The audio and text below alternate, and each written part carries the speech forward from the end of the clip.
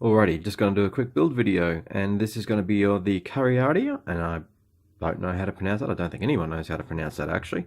If you are from New Zealand, maybe you do, so feel free to let us know how the pronunciation of that goes. And of course, being New Zealand, I believe Karearea is a kind of eagle or something. This is a New Zealand design drone, so that would make sense. And this is actually going to be the Talon, and I don't know if I'll be able to get that to focus, but yes. Oh, yeah, we have focus. It's going to be the Talon SVX 220, and it's in gunmetal grey.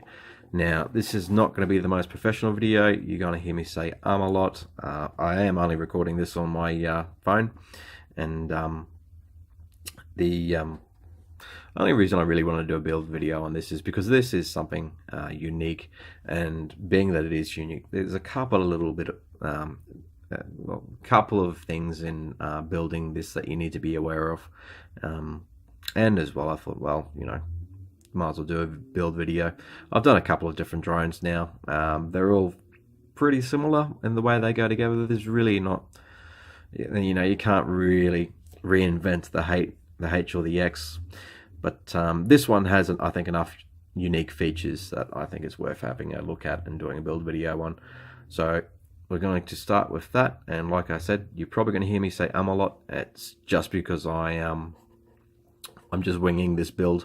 I'm not actually, I don't have any script. I haven't done any pre-recording or anything like that. So just going to go through and going to show you a couple of little tips and tricks, and hopefully we have a quad at the end of it. So this is the box it comes in. It's not that big. It's actually quite, it looks bigger in pictures, but it's actually quite small in person. So if I take that away, got all the components in here, and I'm going to go through the components you get with the quadcopter. Well, with the frame and what's in the box, and then I'm going to go over a couple of little bits and pieces that you're obviously going to need to complete the build. So we'll go over what's in the box first, and I'll just move this. We'll just go over what's in the box, and I will start with these. So nylon standoffs, quite a few in there. I'd be surprised if you used all of them, but obviously, it's for your flight controller stack. This is where the screws were. If you get this and you're seeing that oil, and you can see the oil residue still in there, don't freak out. That's pretty much how some screws are packaged, and that's just to prevent them from rusting while they either sit on display or something like that. That's pretty normal from a supplier for screws. So speaking of, I'll go over the screws. I've already taken them out, as you can see.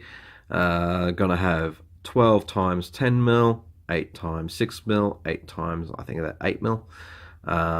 In mine, I've got 13, 9, and 9. That's also pretty normal. You tend to get one spare. That's always good. Better to have one spare than one not enough, because that causes big problems. You're also going to find this little silver collet here. That's the spare one. I've actually already put the other collets in, and I wish I had done this on video, because there is a little trick to putting those collets in so you don't damage the carbon fiber, and I'll discuss that further on in the build when I get around to it. But yeah, don't go just smashing them in with a hammer or anything like that, please. You will damage the carbon. Other things you get in the box. So start with the fairly mundane first. Foam for your battery strap, some stickers. It's always nice. It's like getting a remote control car. You don't get stickers with a lot of drones. Wish you did. At least, well, not stickers that you can put on the drone itself anyway. They'll fit. So other components here. So you're going to get a bit of machined aluminium stuff with this. These are your side plates. This is your front and your rear plate, and they got that little vertical notch in there, and that's basically going to mate up with the vertical plates. And you'll see, I mean, like I said, we'll go through the build video and we'll discuss how all of that works, I should say. You've got your motor mounts here, and there's only 3 there because I was doing something earlier. There it is. Yep. Arms, same thing. I've only got 3 there because I've already gone and put one of these together, and I've done that off the camera because I just wanted to check some things on this, and I'll explain in the video why I've done that when I come around to building the arms, and that's going to be something that's quite important. Well, what would you call these? Your arm braces. You're going to get 2 of them, of course.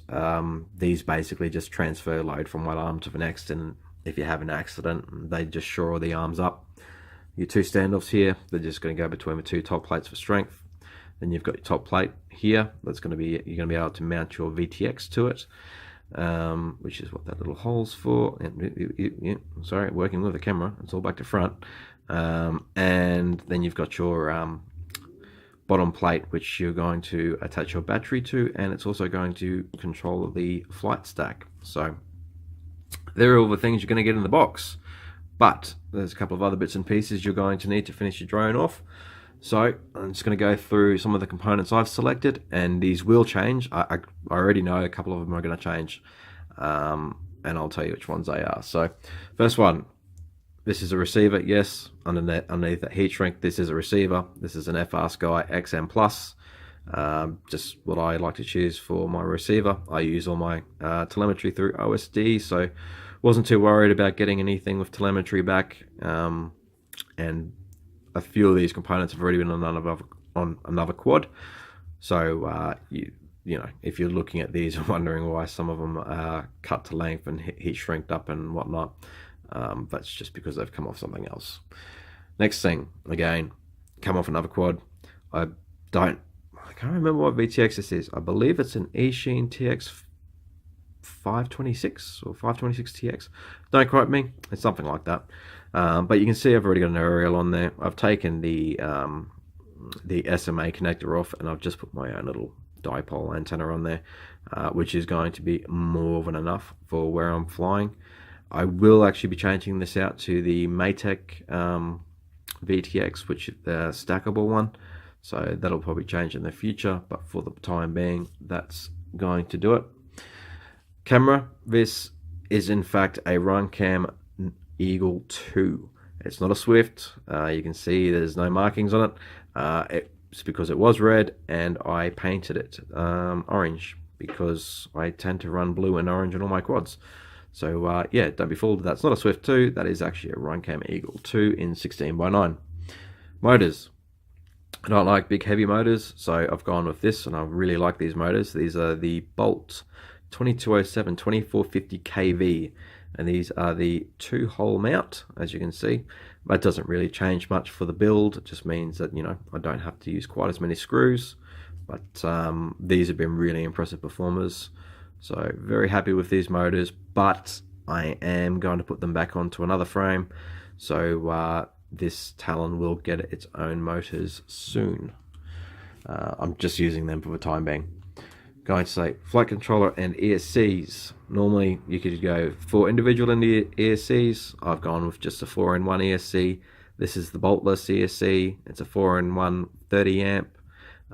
Been a really good performer. Really happy with it. So again, took it out of another quad, but very happy with this ESC. Don't know what the marks are. I think that's just some of the residue from soldering and desoldering and whatnot. And that's going to go to a Maytech F405 OSD board.